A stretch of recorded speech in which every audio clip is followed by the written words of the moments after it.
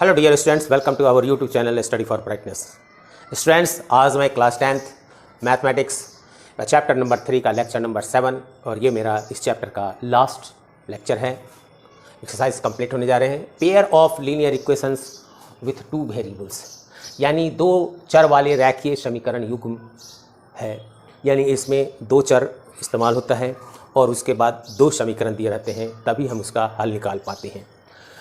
तो इसमें चलते हैं, आज एक क्वेश्चन को सॉल्व करते हैं। Ritu can row downstream in 20 kilometre in 2 hour and upstream 4 kilometre in 2 our.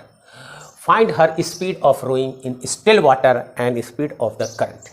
यानी रितु जो है पानी में जब अनुकूल है, धारा के अनुकूल, यानी जिस तरफ पानी जा रही है उसी तरफ तैर रही है, तो 2 घंटे में 20 किलोमीटर तैरती है। और धारा के प्रतिकूल, यानी धारा इधर बह रही है और तैर इधर रही है, यानी धारा के विपरीत यानी प्रतिकूल तैरती है, 4 किलोमीटर से तैर सकती है। और तो उसकी स्थिर जल में तैरने की चाल और धारा की चाल ज्ञात करें।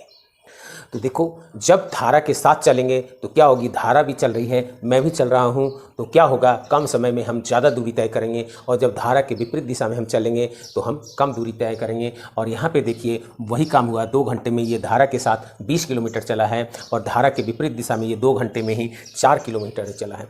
तो सबसे पहले हम ये चाल याद कर ले कि भाई वो चल किस गति से तथा शांत पानी में वो किस गति से चलता है। तो रितु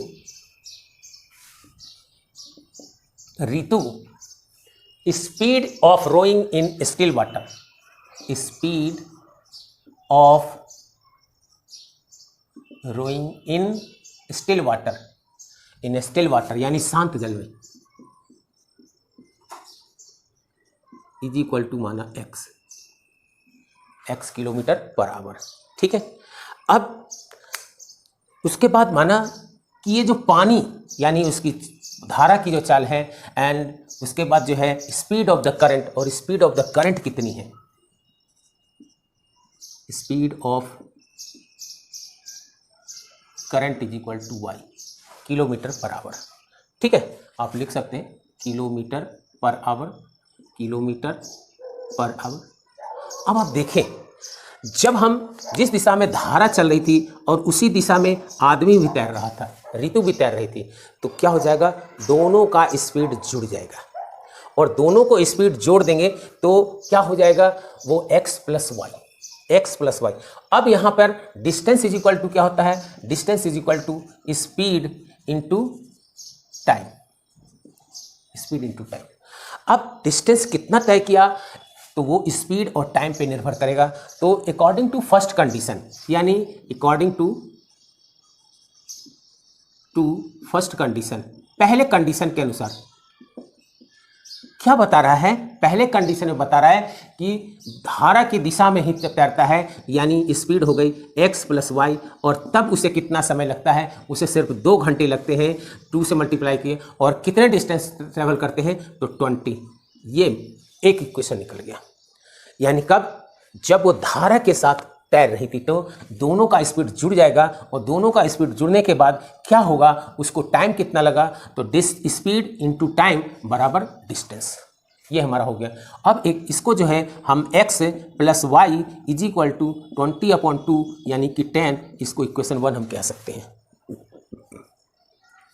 अब देखिए, अब कहता है find the speed of rowing in still water and ये, तो अब जो जाता है वो अप स्ट्रीम में जाता है, अप स्ट्रीम में जाता है, यानी अब जो स्पीड हो गई तो अकॉर्डिंग टू सेकंड कंडीशन। तो इसमें सेकंड कंडीशन में क्या कहता है, जो x में से y को घटा देंगे, क्योंकि x ऐसे जा रहा है और y ऐसे जा रहा है, यानी x जो है तब भी वो आगे बढ़ रहा है, यानी कि x बड़ा होगा। तो x माइनस वाई, ये हो गया आपको, क्या हो गया, स्पीड हो गई। और टाइम फिर भी उसको 2 घंटा लगा है, तो टाइम इंटू स्पीड बराबर क्या होता है, डिस्टेंस। और डिस्टेंस इस बार कितना ट्रेवल किया है, 2, इसका डिस्टेंस 2 है, यानी x minus y is equal to 4/2, यानी कितना हो जाएगा, 2। ये हमारा सेकंड इक्वेशन निकला।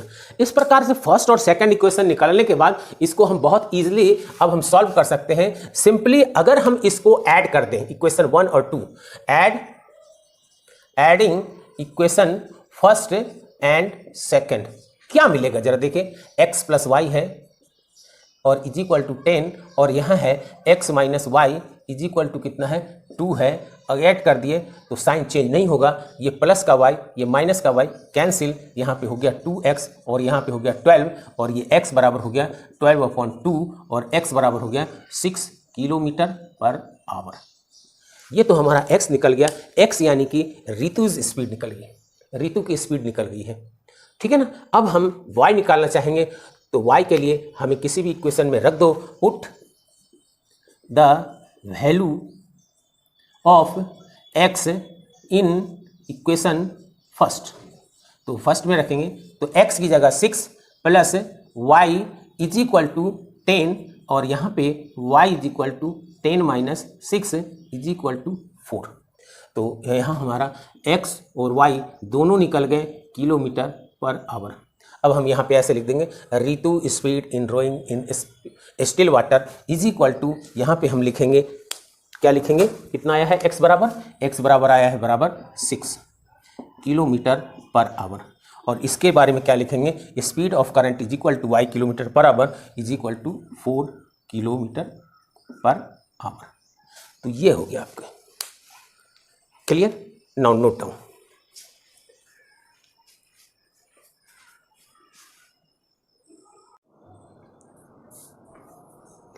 हेलो डियर स्टूडेंट्स, आज हम ये दूसरा question 2 women and 5 man can together finish a embroidery work in 4 days। यानी कि हो क्या रहा है कि 2 वुमेन है, 2 औरत है और 5 मैन है, वो दोनों ने मिलके काम किए हैं और काम करके उस काम को पूरा किए हैं 4 days में। उसके बाद while 3 वुमेन, अब यहाँ पे 3 वुमेन भी काम किए हैं और क्या काम किए हैं 6 वुमेन और ये 6 मैन, सॉरी, इसने जो कैन फिनिश किया है वो 3 days में किया है, 3 days में। तो ये कहते हैं find the time taken by 1 women, यानी 1 वुमेन उसको कितने दिन में कंप्लीट करेंगे या 1 मैन उसको कितने दिन में कंप्लीट करेंगे। यानी 2 महिलाएं और 5 पुरुष ने एक कसीदे के काम को साथ साथ 4 दिन में पूरा किया है। 2 औरत थी, 5 पुरुष था और 4 दिन में कंप्लीट। उसके बाद 3 औरतें थी और 6 पुरुष थे, उसको मिलकर के उसने दोनों मिलकर काम किया और 3 दिन में कंप्लीट कर दिया। तो ज्ञात कीजिए कि इसी कार्य को करने में एक अकेली औरत कितने समय लेगी और पुनः इसी कार्य को करने में एक पुरुष कितना समय लेगा। तो इस तरह के सवाल जब भी रहे, 2 मिलके काम कर रहे हैं, तो सबसे पहले यह ज्ञात करना चाहिए कि प्रतिदिन यानी एक दिन में एक पुरुष या एक महिला कितनी काम करती है और एक दिन में काम कितना हुआ। बात समझ में आई। एक दिन में एक औरत कितनी काम करती है, यानी उस काम को करने में कितना पार्ट, कितना हिस्सा एक दिन में होता है। मान लो कि अगर एक औरत है, एक महिला है और उसको किसी काम को करने में 5 दिन लगता है, 5 दिन लगता है, तो 5 दिन का मतलब हुआ कि वो एक दिन में जो है वो महिला 5 दिन लगता है, लेकिन एक दिन में वो महिला कितनी बनाएगी, तो उस काम का 1/5वां भाग, 1/5वां भाग, यानी एक दिन में काम तो वो कर लेती है पूरा, लेकिन काम पूरा करने में उसे कितना समय लगता है, 5 दिन। तो एक दिन में वो कितना काम करेगी, काम का 5वां हिस्सा, काम का 5वां हिस्सा। ये एक वुमेन के द्वारा एक दिन में किए गए कार्य जो कार्य होगा उसका 5वां हिस्सा। अगर इसी प्रकार की 2 महिलाएं हो तो एक दिन में जो कार्य होगा वो कार्य होगा 2 गुने 1/5 यानी 2/5। आगे बात सुनिए। यानी मैंने कहा कि एक औरत 5 दिन में किसी काम को पूरा कर लेती है, तो वही एक औरत एक दिन में कितना काम पूरा करेगी, जो काम पूरा है उसका 5वां हिस्सा, उसका 5वां हिस्सा। और अगर ऐसी प्रकार से 2 औरत मिल गई तो आपको एक दिन में एक औरत के द्वारा 1/5, तो 2 औरत के द्वारा 2 गुने 1/5 होगा। इस तरह से जो है हम इसको एक दिन का वर्क, मैन के लिए एक दिन का वर्क वोमेन के लिए और एक दिन का वर्क जो उसका काम हुआ। इस तरह से हम तीनों निकाल सकते हैं। अब देखें कैसे हम इसको फंडा आप रखे रहे और कैसे हम निकालते हैं। ये भी हमको निकालना है, ये भी हमको निकालना है। तो work finished by a women, work finish by one women is equal to x days. एक औरत के द्वारा, वुमेन एक औरत के द्वारा एक्स डे में काम होता है। एक औरत के द्वारा जब काम किया जाता है तो एक्स दिन लगता है, ठीक है। तो one women's one day work, one day work, एक दिन का काम उसका कितना हो गया, 1/x, 1/x। एक औरत ने काम को फिनिश किया कितने दिनों में, x दिन में, मान लीजिए कि 2 दिन में। तो एक दिन में वो कितना काम की, तो 2 दिन में एक काम को पूरा कर लेती है तो एक दिन में क्या हो जाएगा, आधा होगा ना। 2 से क्या होता है, भाग लग जाता है। यहां जितना दिन लगा तो एक दिन में जो काम होगा वो 1/x के बराबर होगा, जितने दिन होते हैं। आगे बात से तो ये work women one day work, women का एक दिन का वर्क। तो यहां पर कितने वोमेन काम किए थे, एक women, one women one day work, एक वोमेन का एक दिन में काम। तो यहां तो काम किया है 2 वोमेन, तो 2 वोमेन वन डे वर्क, यानी 2 औरतें मिलकर एक दिन में कितनी काम करेगी, तो 2/x। इसी प्रकार से हम मैन का भी निकालेंगे। Work finish by one man is equal to y days. Y days में पूरा करता है, एक काम एक आदमी वाई डेज में पूरा कर लेता है। तो one man one day work, एक दिन का काम, one day work is equal to कितना हो जाएगा, इज इक्वल टू हो जाएगा 1/y। लेकिन काम कितना किया, काम 5 लोगों ने किया, इसलिए 5 man one day work is equal to क्या हो जाएगा, 5/y, 5/y। ये तो क्या मैंने बताया, एक औरत एक काम को x दिन में करती है तो एक औरत एक दिन में 1/x करेगी। जैसा कि हमने बताया कि अगर एक औरत एक दिन में एक औरत जो है एक काम को अगर वो 5 दिन में कंप्लीट करता है तो एक दिन में कितना होगा, उसका 5वां हिस्सा, क्योंकि 5 दिन में एक काम होता है। अगर मान लीजिए कि एक औरत 5 दिन में एक किताब को पढ़ती है तो इसका मतलब एक दिन में कितना पढ़ेगी, उस किताब का 5वां भाग, 5 से भाग दे दीजिए। अगर 100 पेज है तो आपको क्या हो जाएगा, 1/5, क्योंकि 5 दिन में 100 पेज पढ़ती है तो एक दिन में 20 पेज पढ़ेगी। आगे बात समझिए, भाग दे रहा। अब यहां पे आपको दिया हुआ है कि जो काम होता है जो दोनों मिलके वो कितने दिन में पूरा करते हैं, वो 4 दिन में। तो 4 दिन में कंप्लीट होता है one work. In 4 days work finished, work finish, work जो है समाप्त हो जाता है 4 दिन में। तो 4 दिन में एक काम फिनिश होता है, 4 दिन में जो एम्ब्रॉयडरी का कार्य था वो फिनिश हो गया। तो एक दिन में कितना फिनिश होगा, एक दिन में अगर वो एम्ब्रॉयडरी एक हो रहा हो तो 4 दिन में फिनिश होता है। तो एक दिन में कितना फिनिश होगा, एक दिन में एक पार्ट, ये दूसरा पार्ट, ये तीसरा पार्ट, ये चौथा पार्ट। ये पहला दिन हुआ, दूसरा दिन हुआ, तीसरा दिन हुआ, चौथा दिन हुआ। तो एक दिन में कितना होगा, इसका 1/4, यानी 4 से हमें भाग देना पड़ेगा। जैसे 4 चॉकलेट जो है वो 100 रुपया का आता है, तो एक चॉकलेट कितने का आएगा, 100/4 यानी 25 रुपया का। ठीक है, क्लियर। अब यहां पे देखिए, इन ए 4 days वर्क, तो इन ए 1 day वर्क, इन 1 days वर्क, 1 day वर्क कितना हो जाएगा आपको, वो हो जाएगा 1/4। तो अब इस कंडीशन से क्या निकला, एक दिन में 2 औरत इतनी काम करती है, एक दिन में 5 औरत इतनी काम करती है और एक दिन में काम इतना हुआ और ये दोनों मिलकर करती है। इसका मतलब क्या हो गया? इसका मतलब ये हो गया कि इन दोनों के द्वारा किया गया कार्य, जो कार्य हुए हैं उसके बराबर हो गए। तो 1 डे वर्क, 1 डे वर्क क्या हो जाएगा? 2 औरत के द्वारा 2/x वर्क हुआ, प्लस 5 मैन के द्वारा 5/y काम हुआ। और ये दोनों मिलके काम कितना किए हैं? तो काम का 1/4 भाग किया है।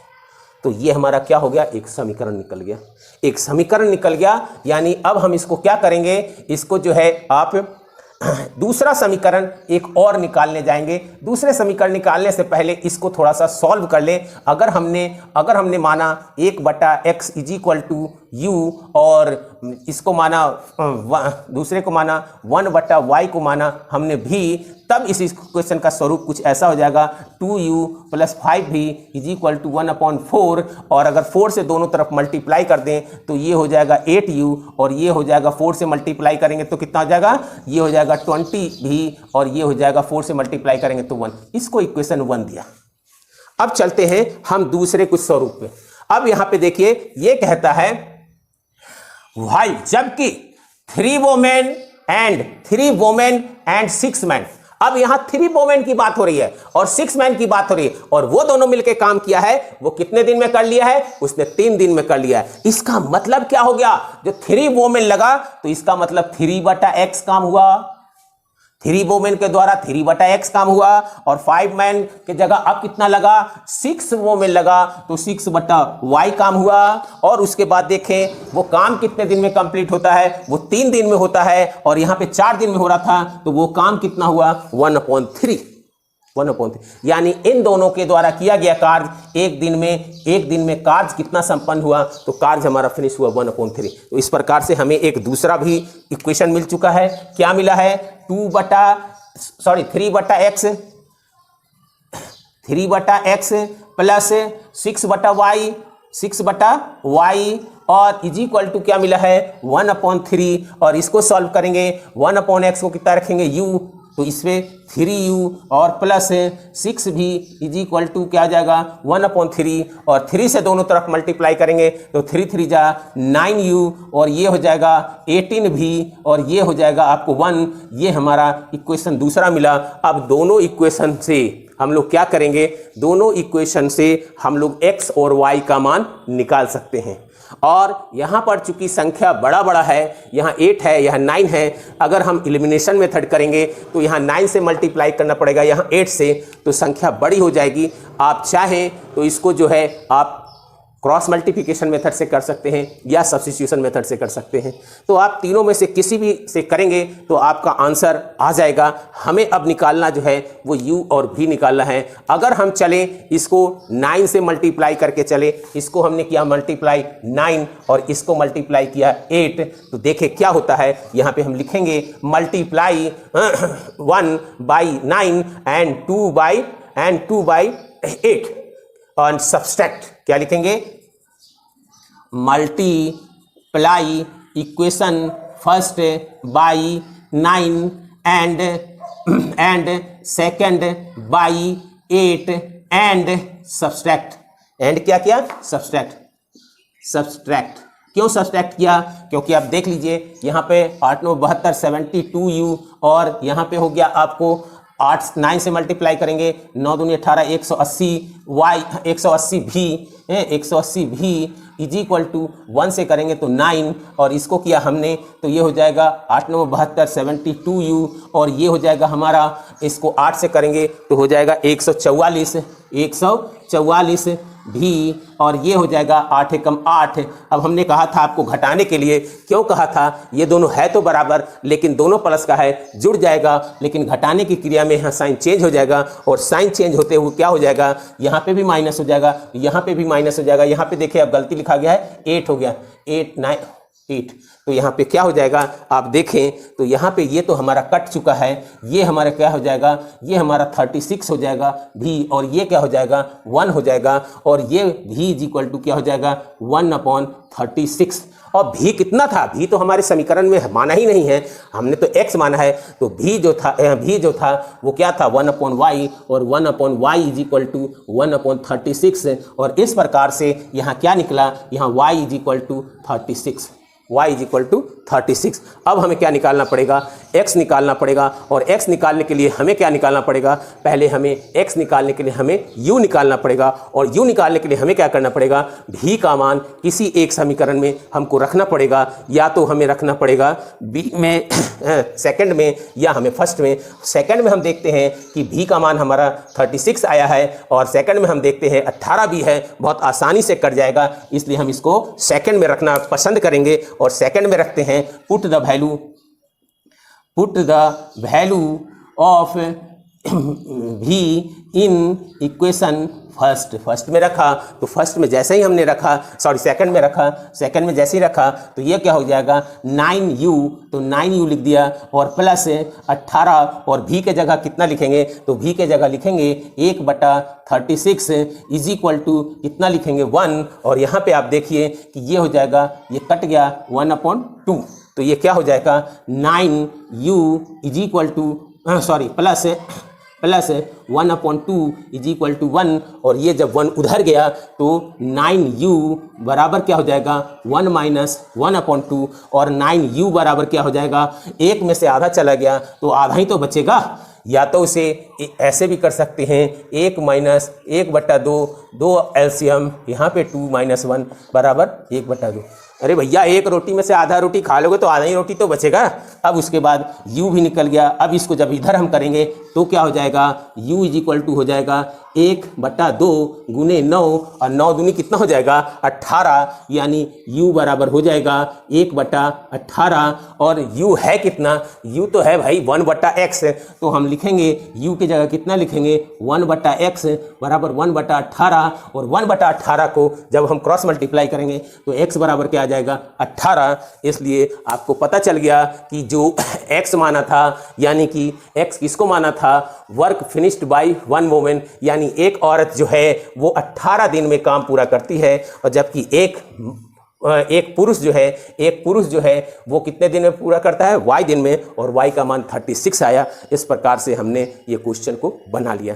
अब हम चेक करना चाहें अपने आंसर को तो भी हम चेक कर सकते हैं। अब देखिए आपको ये क्या हो जाएगा, ये आपको जो है x और y का मान निकल चुका है, यहाँ पे हम x और y का मान रख के देखें, ये आपको सॉल्व हो जाना चाहिए। x का मान यहाँ पे अगर रखें कितना है, तो x का मान है 18, यानी 2/18, और प्लस 5/y, और y कितना है 36, और ये कितना है 1/4। अगर ये दोनों बराबर आ गया तो समझिए कि हमारा आंसर जो है वो सही है, और 36 आपका क्या आ गया ये। अब ये क्या हो जाएगा 18 दूनी 36, और 2 दूनी 4, यानी 4 हो गया, 36 से कम 36, और 36 से कम 36, और 1 दूनी 5, यानी 5 हो गया। यानी कि देखिए बराबर हो रहा है कि नहीं, तो 9/36 यानी 1/4, और ये 9 चौको 36, 1/4 बराबर 1/4।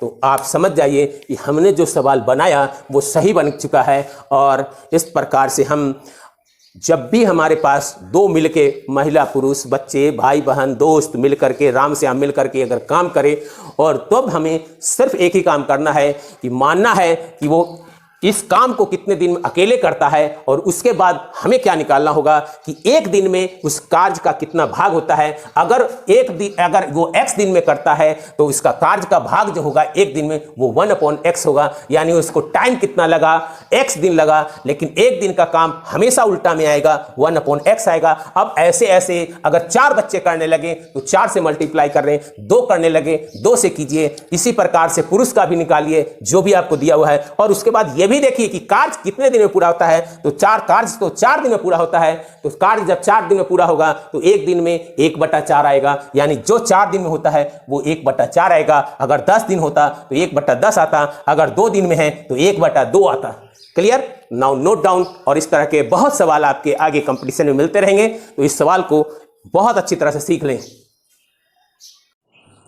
Next question, Ruhi travels 300 kilometre to her home partly by train और पार्सली बाय बस, यानी 3000 का वो सफ़र की है और कुछ जो है बस से की है और कुछ ट्रेन से की है। ये हमारा 300 किलोमीटर का दूरी है। कैसे कैसे ट्रेवल की है?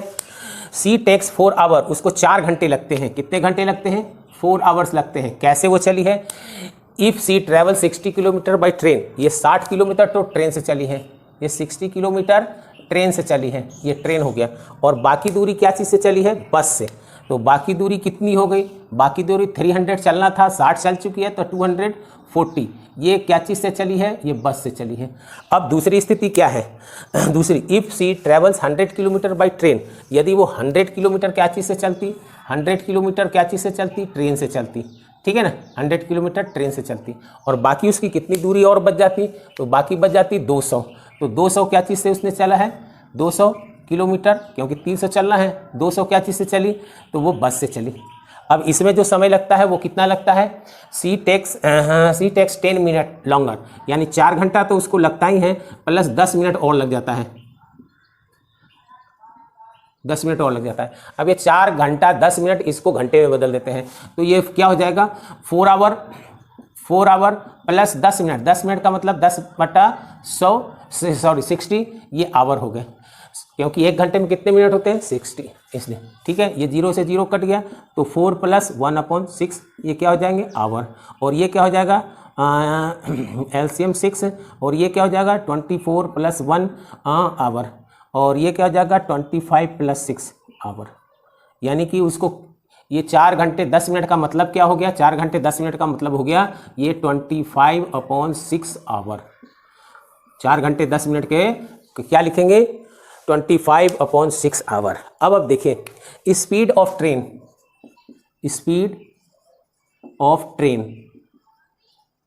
ट्रेन की स्पीड क्या है? x किलोमीटर पर आवर, ठीक। ये x किलोमीटर चल रहा है ट्रेन, और स्पीड ऑफ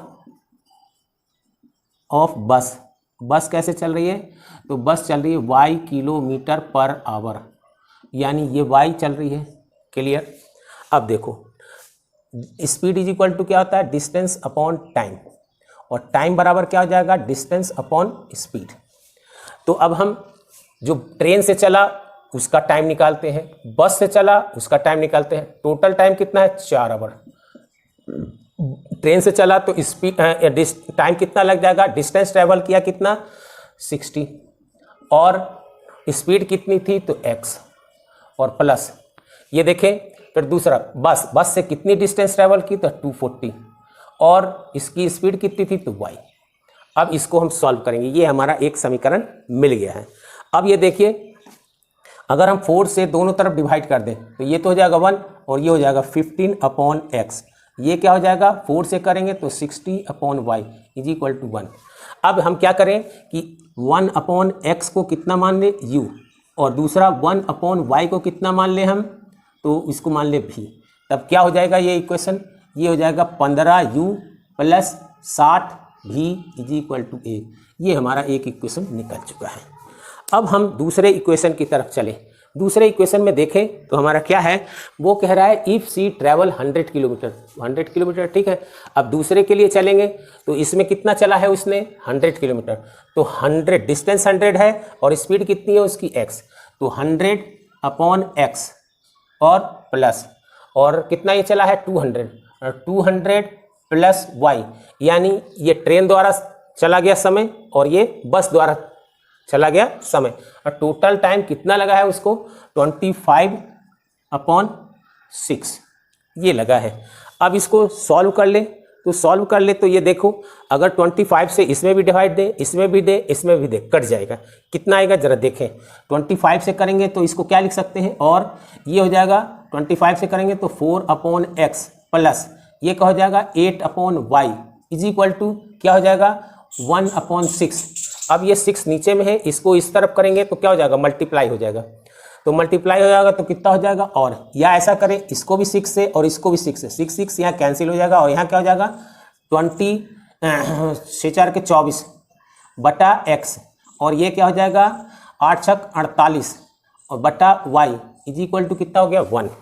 अब यहाँ पे हम क्या करें? यहाँ पे हम करें क्या कि इसको जो है 1/x को क्या मान सकते हैं, u माना था, तो क्या हो जाएगा 24u प्लस 48y, y यानी v इज इक्वल टू कितना हो गया 1, इसको इक्वेशन 2। ठीक है, ये हो गया। अब आपका 2 इक्वेशन निकल चुके हैं और 2 इक्वेशन निकलने के बाद आप जिस मेथड से चाहें उस मेथड से निकाल सकते हैं। चलिए मैं इसको करता हूं आपको, ये देखिए दोनों को एक साथ लिख देते हैं तो बहुत सुविधा होगी। ये 15u प्लस 60v और माइनस का 1, इसको इस तरफ ले बराबर 0। दूसरा क्या हो जाएगा 24u प्लस 48v और माइनस का 1 इज इक्वल टू 0। ये 2 चीज़ आ गया। अब चाहे तो हम इसको क्रॉस मल्टीप्लिकेशन मेथड से बहुत आसानी से निकाल सकते हैं। तो देखिए u निकालना है, u को बंद किया, कितना हो गया ऊपर से नीचे यानी 60 इंटू माइनस का 1, माइनस अपने मन से, नीचे से ऊपर यानी 48 इंटू माइनस का 1 आ गया। क्लियर। और बटा में क्या आ जाएगा, बटा में लाने के लिए x और y दोनों वाले को, जो x और y नहीं रहे उसको छुपाते हैं, ये छुपा दिया। अब 15 गुने 48 ऊपर से चलेंगे, 15 गुने 48 माइनस, अब ये देखिए नीचे से ऊपर चलेंगे 24 गुने 60, तो 24 गुने 60। अब इसको सॉल्व करते हैं, तो सॉल्व करने में देखो क्या आता है, ये तो आ गया माइनस का 60 और ये माइनस प्लस का 48 और नीचे देखें 48 और 15 720, 24 हैं, हमने इसको क्या कर दिया 48 गुने 15 480 और 480 और 240 जोड़ दिया, 480 10 बार करे तो और 240 5 बार करे तो, ठीक है ना। इसको किया तो हमको आ गया 720 ये आ गया।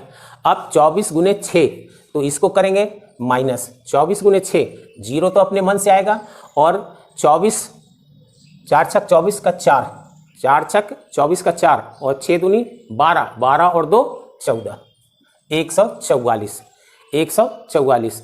अब क्या हो जाएगा, ये हो जाएगा आपको माइनस का 12 और ये कितना हो जाएगा आपको 1440 में से 720 यानी 720 माइनस का भी हो गया। नाउ अब देखिए ये माइनस माइनस कैंसिल, ये हो जाएगा आपको 112 छक 72 160 और u था कितना, u तो अपने एक सवाल में मैंने कहीं माना नहीं था, सवाल में यहाँ माना था, वो x के टर्म में हम चले थे तो 1/x इज इक्वल टू 1/60 और यहाँ आ गया cross multiply x is equal to 60 और x इज इक्वल टू 60 का मतलब हो गया कि x बराबर 60 kilometre per our. Clear.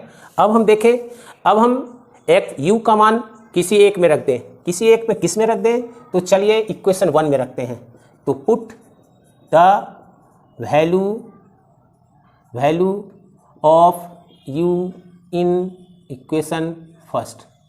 Clear. अब फर्स्ट में रखते हैं, क्या हो जाएगा जरा देखें। फर्स्ट में रखें तो 15 है और u के जगह कितना रखेंगे 1/60 प्लस 60 भी बराबर 1, ये क्या हो जाएगा 1/4।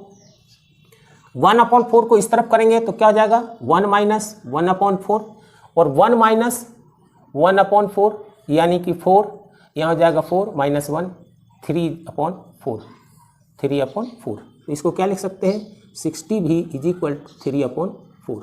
यहाँ 60 है, इसको इस तरफ करेंगे तो डिवाइड में जाएगा, तो v is equal to 3/4 into 60 20, ये क्या हो जाएगा 1/80 और v आपका कितना आ गया 1/80 और v हमने कितना माना था 1/y माना था, तो इसको क्या लिखेंगे 1/y इज इक्वल टू 1/80 और cross multiply y is equal to 80। इसलिए हमारा क्या हो जाएगा y क्या था स्पीड ऑफ बस, और स्पीड ऑफ बस कितना निकला तो 80 किलोमीटर पर आवर। तो इस प्रकार से हमने सभी तरह के क्वेश्चंस लेकर इस चैप्टर को सरल और सुगम बना दिया है। वेरी इजी, आप प्रैक्टिस करें बहुत आराम से बन जाएंगे, सारे कॉन्सेप्ट क्लियर हो सकते हैं। तो आपने मेरे इस वीडियो को अगर लाइक किया है तो लाइक करें, हमारे चैनल को सब्सक्राइब करें और उसके पास के बेल आइकन को प्रेस कर हमारे सारे नोटिफिकेशन और अपडेशन पाते रहें। इस प्रकार से हमारे ट्रिग्नोमेट्री और linear equation with two variables ये 2 चैप्टर फुली कंप्लीट हो चुके हैं। तो मैं ये आपको विश्वास दिलाता हूँ कि मैं आपके परीक्षा तक साथ में रहूँगा और इस पूरे मैथमेटिक्स को कंप्लीट कराऊँगा। तो thank you for watching this video. Thank you once again.